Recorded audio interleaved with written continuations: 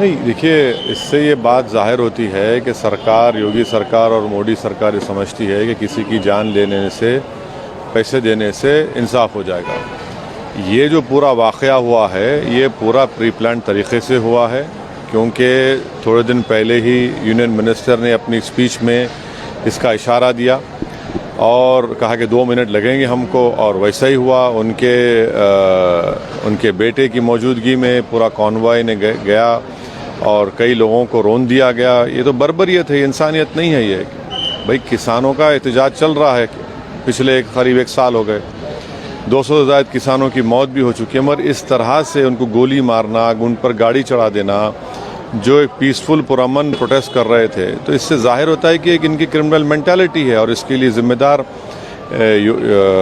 हमारे प्रधानमंत्री मोदी भी है और इस प्रदेश के मुख्यमंत्री योगी आदित्यनाथ भी है, क्योंकि उन्होंने जब से पॉलिसी को अपनाया कि ठोक देंगे, तो ठोक देने का नतीजा यही रहा है कि अब उन्हीं के पार्टी के लोग इस तरह की हरकत करते हैं। और ये तो इंसानियत नहीं है, तो हैवानियत नज़र आ रही वहाँ पर। सवाल ही पैदा नहीं होता। ये ट्रांसपेरेंट इन्वेस्टिगेशन नहीं होगा। ये सिर्फ ऑप्टिक्स के लिए, ये सिर्फ वक्त ख़रीदने के लिए और आंखों में धूल झोंकने के लिए इस तरह के FIR रजिस्टर किया गया है।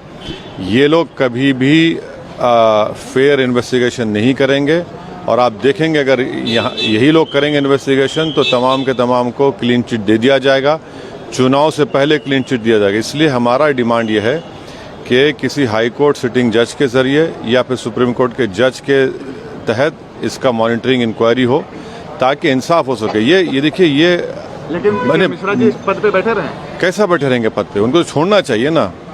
उनको पद छोड़ेंगे तभी तो इंसाफ होगा। वो तो होम मिनिस्टर हैं और उन्हीं के बेटे का नाम आ रहा है, और लोग, उनकी गाड़ी वहाँ पर है, और उन्होंने धमकी दी 2 दिन पहले इस तरह की, ये हो सकता है, कहा करेंगे।